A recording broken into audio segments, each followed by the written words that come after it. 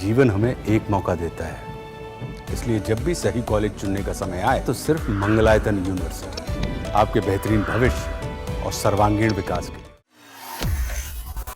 GST को लेकर लंबे वक्त से खबर आ रही थी कि काउंसलिंग की बैठक जल्द होने वाली है, लेकिन जून में होने वाली बैठक को टाल दिया गया। इसकी वजह है जीएसटी में होने वाले बदलाव।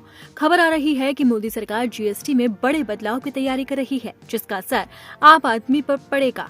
तो सरकार का जीएसटी पर क्या है प्लान, सरकार क्या सोच रही है और किस किस चीज पर जीएसटी बदलने वाला है। अब इन सवालों के बीच सबसे पहले जानते हैं कि जीएसटी की बैठक को लेकर क्या प्लान है। कहा जा रहा है कि संसद के मानसून सत्र से पहले जीएसटी काउंसिल की बैठक होने की संभावना है। काउंसिल की बैठक पहले जून में होनी थी, लेकिन अब इसके सामने बड़े एजेंडे होने की वजह से ये बैठक टाल दी गई है। हालांकि बैठक की तारीख को लेकर अभी तक औपचारिक ऐलान नहीं हुआ, लेकिन सूत्रों के हवाले से कहा जा रहा है कि बैठक में बड़ा फैसला हो सकता है।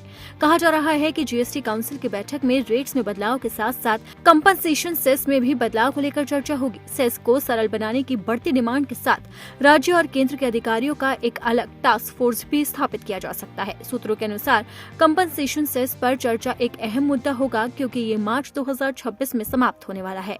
वहीं दूसरी तरफ 12% जीएसटी स्लैब की दर को हटाकर उसमें शामिल वस्तुओं को 18 से 5% के स्लैब में परिवर्तित किया जा सकता है। अगर 12% टैक्स स्लैब हटता है तो उसमें आने वाले उत्पादों और सेवाओं को या तो 5% टैक्स स्लैब में डाला जाएगा या फिर उन्हें 18% टैक्स स्लैब में शिफ्ट किया जा सकता है। इसका मतलब ये हुआ कि कुछ चीजें सस्ती होगी जबकि कुछ की कीमत बढ़ सकती है।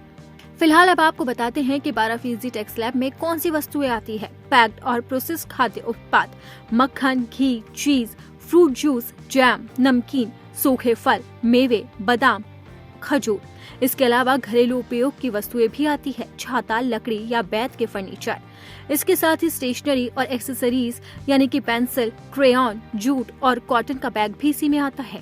जूते जिनकी कीमत 1000 रुपए से कम है वो भी 12% के टैक्स स्लैब में आते हैं। डायग्नोस्टिक किट्स और कुछ निर्माण सामग्री जैसे मार्बल और ग्रेनाइट भी 12% टैक्स स्लैब में आते हैं।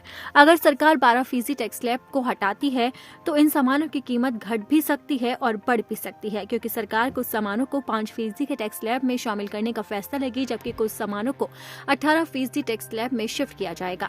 हालांकि अभी तक ऐसा कुछ भी आधिकारिक तौर पर नहीं कहा गया है, तो अब देखना होगा कि जीएसटी की बैठक कब तक होती है और टैक्स स्लैब में सरकार क्या फैसला लेती है। और अगर टैक्स स्लैब सरकार बदलती है तो इसका सीधा तौर पर असर आम आदमी की जिंदगी पर पड़ेगा।